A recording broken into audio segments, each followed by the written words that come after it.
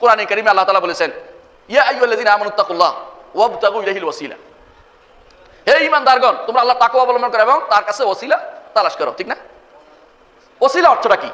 হ্যাঁ, ওসিলা অর্থ কি? সবাব ওসিলা অর্থ মাধ্যম। আপনি বলেন তো ওসিলা অর্থ কি? সবাই আহসানতা। ওসিলা অর্থ মাধ্যম, এটা ফার্সি অর্থ, এটা বাংলা অর্থ, এটা কোরআন হাদিসের শব্দ। ওসিলা অর্থ মাধ্যম কোথাও আসে নাই।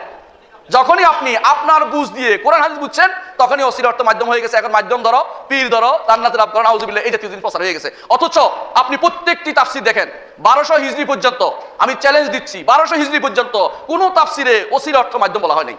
ওসিলা অর্থ বলা হচ্ছে আত-তাকাররুব ইলাল্লাহ, আল্লাহর নৈকট্য অর্জন করা। ওসিলা অর্থ এটা। বাংলা ভাষায় ওসিলা আরবি ভাষা নিয়ে যাবেন না, এটা বাংলা ভাষার একটা শব্দ, কিন্তু বাংলা ভাষার শব্দ আরবি ভাষা নিয়ে যাওয়া হয় না। এই জন্য একজন মানুষ কখনো ভুল করে, ওই সময় ভুল করে যখন সে চিন্তা করে যে আমি এই যে বলছি এটা বোধহয় শুদ্ধ, অথচ সলফে সালিহিনের অর্থাৎ এই তাফসীর আগে আর কেউ করেছে কিনা কোনোদিন দেখে না। আমাদের সমাজে আজ কিছু মানুষ আছে, আরেকটা উদাহরণ দিব, কিছু মানুষ আছে নিজের দল টিকানোর জন্য কোরআন হাদিসের ব্যাখ্যাকে দলীয়ভাবে তৈরি করছে। নাউজুবিল্লাহ, এটা আছে, অস্বীকার করবেন না। এটা কেন হচ্ছে জানেন? এটা হচ্ছে এই জন্য, আগে দল বানাইছে, এখন দলের দলিল খুঁজতেছে। বুঝছেন? দলের বিভিন্ন কর্মকাণ্ড দিচ্ছে, এখন দলের দলিল বের করতে হবে কোরআন হাদিস দিয়ে। এটা ঠিক নয়। দল এক জিনিস, দল করা ইসলাম অনুমোদন করে না।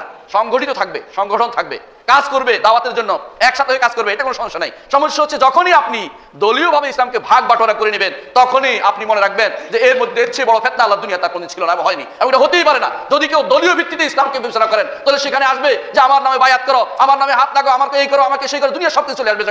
তখন সে বলবে যে আল্লাহ কোরআনে বলছে, যে হাদিসে বলছে আলাইকুম বিল জামা, জামা অর্থ হলো আমার জামাত, আমার দলে ঢুকো, এই জাতীয় কথাবার্তা ব্যাখ্যা শুরু করবে। কারণ তার মনের ভিতরে এখন প্রবৃত্তি দাস ঢুকে গেছে। তারা এই জাতীয় কাজগুলি আমার সবাই ঢুকছে কেন? যখন সলফে সালেহিনের নীতি অনুসারে আমরা আকীদা গ্রহণ করছি না। সলফে সালেহিনের নীতি অনুসারে আকীদা গ্রহণ করতে হবে। প্রত্যেকটা তাফসিরে এই আয়াতে কারিমার ব্যাখ্যায় তাফসিরে লেখা হয়েছে ওয়াবতাগু ইলাইহিল ওয়াসিলা, এটার অর্থ হলো ওয়াতলুবুল কুরবাতা ইলাইহি, অর্থাৎ আল্লাহ রাব্বুল আলামিনের নৈকট্য পাওয়ার জন্য আল্লাহর বেশি বেশি আনুগত্য করো। আল্লাহর আনুগত্যটা, ওয়াসিলার অর্থ হলো কুরবা। এই কুরবার মাধ্যম হলো মিনাত তাআত, আল্লাহর আনুগত্যের মাধ্যমে আল্লাহর নিকটবর্তী হও। প্রথমে আল্লাহ রাব্বুল আলামিন বলছেন ইয়া আইয়ুহাল্লাযীনা আমানুত্তাকুল্লাহ, হে ঈমানদাররা আল্লাহকে ভয় করো। ইত্তাকুল্লাহ, এই ভয়টা কিভাবে করবে? এই ভয়ের জন্য ফরজ ইবাদতগুলো, ওয়াজিব ইবাদতগুলো সঠিকভাবে করো, আর হারাম থেকে, কবিরা গুনাহ থেকে দূরে থাকো, বিরত থাকো। এটার নাম হলো ইত্তাকুল্লাহ।